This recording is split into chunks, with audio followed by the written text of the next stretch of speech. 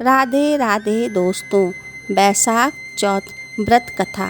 पार्वती बोली, पुत्र, बैसाख मास की संकटा चतुर्थी को कौन से गणेश का पूजन करना चाहिए? श्री गणेश जी बोले, माँ, वक्रतुंड गणेश जी की पूजा तथा कमल गट्टे के बने पदार्थों का भोजन करना चाहिए।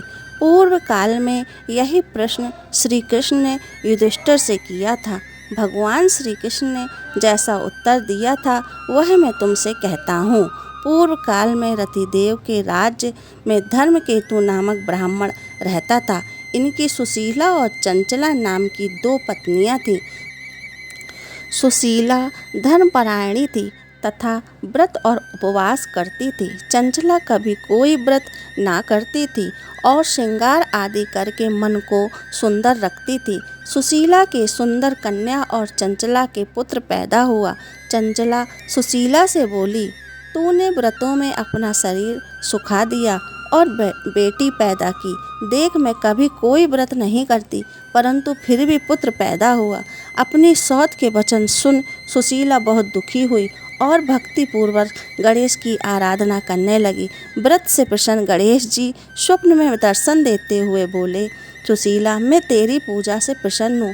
तेरी कन्या के मुख से सदा मोती व मूंगे गिरा करेंगे तथा सुंदर विद्वान पुत्र तुझे प्राप्त होगा। धर्मकेतु स्वर्ग को प्राप्त हुआ।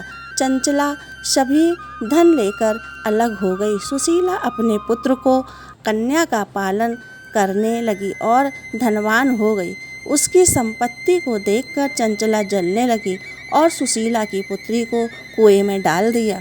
गणेश जी ने कन्या की रक्षा की और कन्या लौटकर अपने घर आ गई।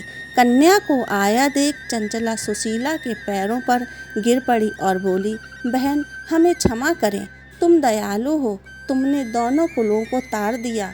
जिसकी गणेश रक्षा करते हैं, मनुष्य उसका कुछ नहीं बिगाड़ सकते हैं। उनके शत्रु भी मित्र हो जाते हैं। सुशीला के गणेश व्रत के प्रभाव से ही चंचला ने उनसे मित्रता की। माँ, पूर्व काल में तो वृतांत हुआ था, मैंने कह दिया। श्री गणेश जी बोले, राजन, तुम भी गणेश जी का उपासना करो, इससे शत्रु नाश को प्राप्त होंगे और तुम अपने भाइयों के साथ शीघ्र ही अपने राज को प्राप्त कर लोगे। राधे राधे।